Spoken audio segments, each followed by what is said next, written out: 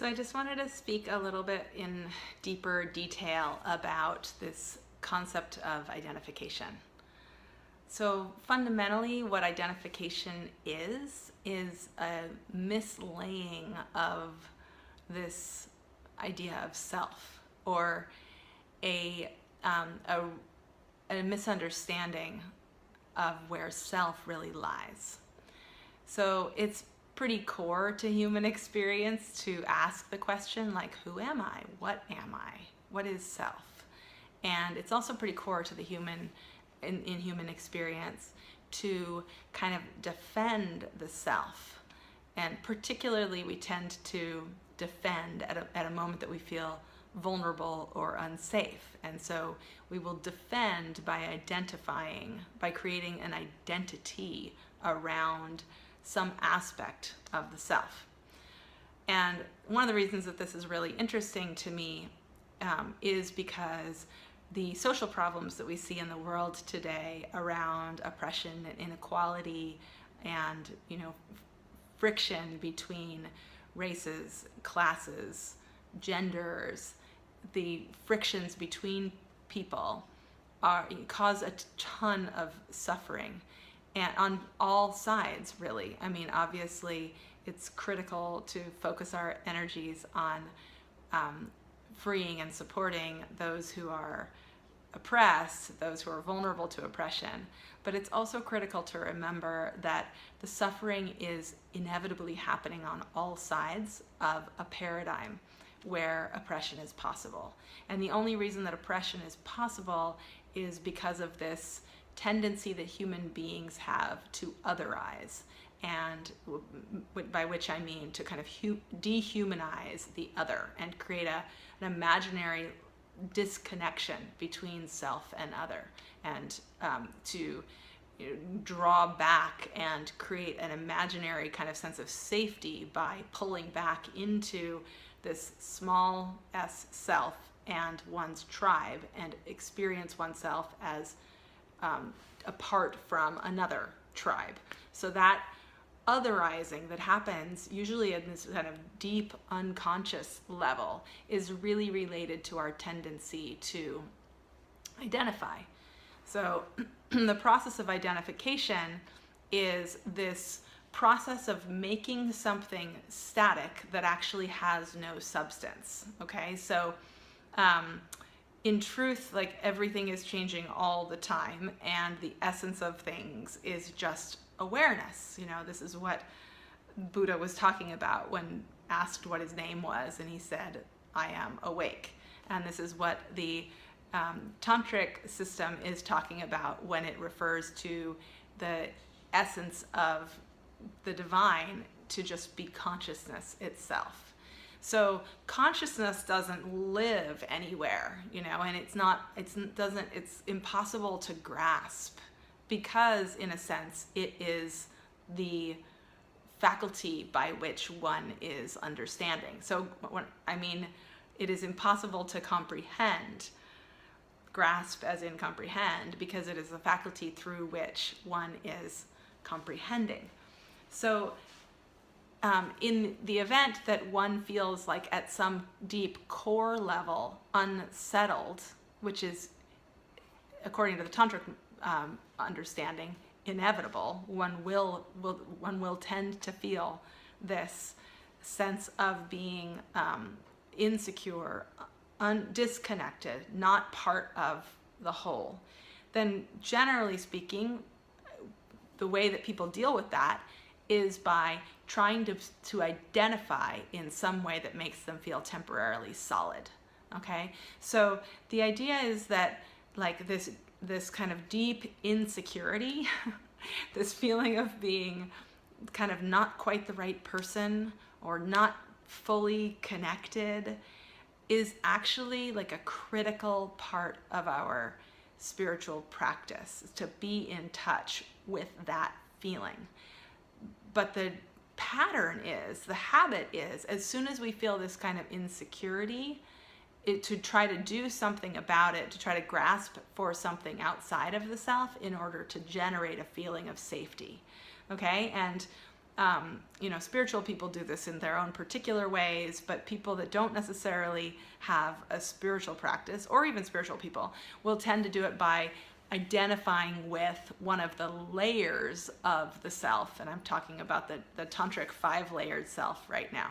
So the layers of the self are stuff, vastu, body, deha, heart mind, which is chit, prana or energy, and then the void, which is shunya. Those are the layers of the self. So we can tend to identify with our stuff. We can feel this deep insecurity and then be like, well, at least I've got this fancy crib, or this really luxurious car, or at least I'm an earner and I have like a solid money in the bank, or college funds all lined up, or what have you. And then that might give a temporary sense of security. Okay, or one might identify with the body, and one could use that as a hedge against this sense of insecurity by telling oneself, well, I'm going to control this body, or at least I have this strong, supple, very toned body, this yoga body, right? Or one could identify with one can identify with chit, with the layer of chit, this heart mind. One could identify with the mind, the cleverness of the mind, or the things that one knows. One feels quite secure when one is winning an argument, or when one is feeling very right. Or the emotions. One can identify potentially with the feeling of being a happy, emotionally secure, emotionally intelligent person. One might identify with the layer of prana, like, if you feel not so solid in the world, and you can just get a couple of cups of coffee and feel suddenly energized, that might give like a false sense of security and solidity. And then the layer of shunya is the layer of the void, and this is really something that we see more in spiritual communities, or people that meditate and tend to tap in to this level of the transcendent. It's a beautiful thing, and it's a beautiful support and a beautiful kind of perspective shift to drop into the transcendence, the state of transcendence. And if one identifies with it, then one becomes kind of addicted to it, and it becomes kind of difficult to move back into the realm of emotions and the constant change that is inherent in being regular human being living in the realm of relationship. Okay, so those are the different layers of the self that one can identify with, and I just kind of framed them in terms of the ways that one identifies with them as a defense against the insecure state. And what I was referring to specifically was the state of Anava Mulla, for those of you that are familiar with the mullas from Tantric philosophy. But obviously, if one is going to feel happy when identified with the positive aspects of any of these layers of the self, then inevitably one is vulnerable to feeling really discontent as soon as that very temporary state of one's,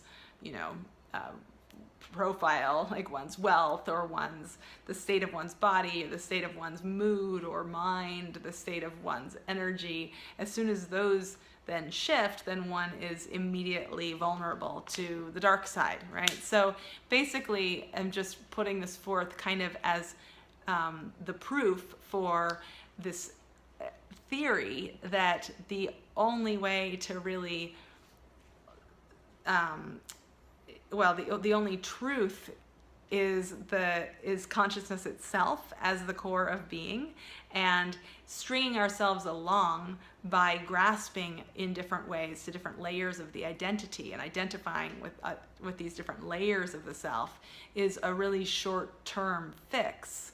And in fact, if we are to really get intimate with the self, and ultimately also attend to some of the ways that the world is really suffering in the grips of racism, classism, any of these frictions, then really dropping in and understanding that the only self that is true is consciousness itself. And that's not to say that these other layers aren't also imbued with consciousness. Like, consciousness is the source of all of it, but it's only a solid place to rest. Like, leaning in against these aspects of our identity, that's only a solid place to rest if we understand that the consciousness that animates and has sourced all of these different layers is the same consciousness that all sentient beings are sourcing all of the layers of themselves from.